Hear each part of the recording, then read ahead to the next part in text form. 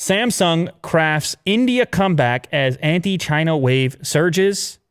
So it's obviously hard to get away from this topic, but in India, it's even in another place from what it is in the U.S.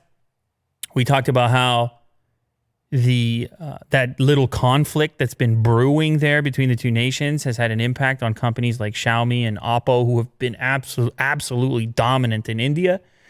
And Samsung, on the other hand, has sort of taken a little bit of time to figure out that market. They were number one at one point.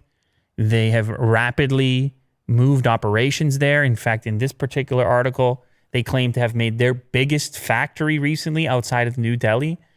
And they've launched a new range of budget devices. And it's a bunch of new budget options to come after parts of the marketplace where they may not have had previous success. The areas that are most competitive from a Xiaomi and Oppo standpoint. We have some details here.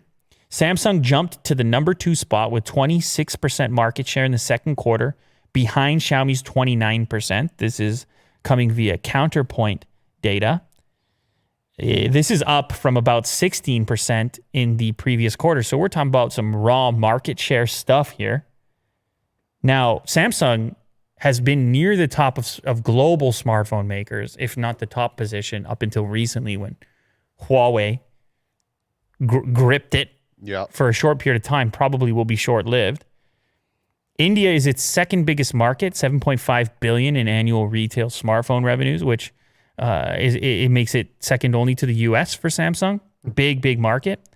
It's built what it has described as the world's largest mobile phone manufacturing plant on the outskirts of New Delhi. It's testing and assembling devices. We know the advantage to doing that domestically. You can offer your products cheaper with fewer tariffs from the local government. Huge incentives to do that. Samsung has launched 7 new smartphones since June, 3 of them under 10,000 rupees, which is $133, Will. And the cheapest Android offering $75. So these are some moves offering up these selections. Now, it's important to note the name Samsung, it's got some cachet to it. It's been a premium smartphone maker for a really long time. It's a South Korean brand. And outside of Apple, it's got very high sentiment in India. And one of the apprehensions cost prohibitiveness has been just the main issue. It's people like Samsung, but there's been most of the options have been at the higher price points. Right. And that has allowed companies like Xiaomi and Oppo to just slide right in there and say, this is your value for money proposition. Also through the sub-brands, the Realmes and Redmis and all the rest of it. Samsung appears to have recognized this and said, we can make those more affordable devices as well. And we can compete there as well. And they're starting to reap the benefits of that and acquire more market share because of it. It's a good move. In May, Samsung partnered with Facebook to train 200,000 brick and mortar stores, which, by the way, Will, still a big way in which people consume smartphones in India, to use social media for sales and marketing. It has also launched installment payment plans for customers and new incentive schemes, including giving discounts to students on select devices. So they're doubling down. There's a recognition that you want to be in that market and you want to be in people's pockets and you want to get people committed to your brand. Mm-hmm. And that entry point matters.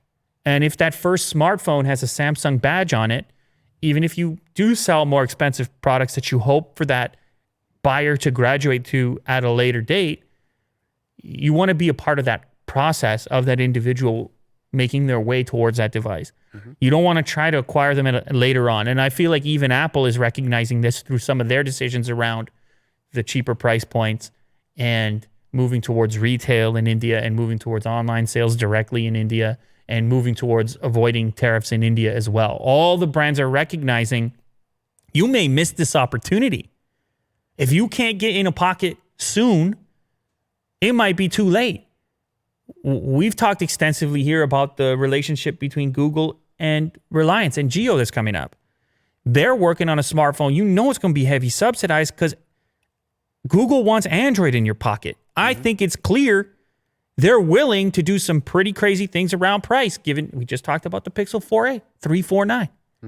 Now imagine what their Geo product, if it's subsidized by both companies, because they're going to profit off the back of the wireless connection. What kind of price are we looking at here? $100? I don't know. Maybe they actually even stated, I don't remember what the amount was, but they have some pretty lofty goals. So if you're one of these other brands, if you're a Samsung or you're an Apple, your time is limited. You got to make these moves right now, and it looks like Samsung is doing it. And they're doing it with the Made in India badge, which is, it's a very big deal right now, Will. I mean, you know this. Yeah. You know these things.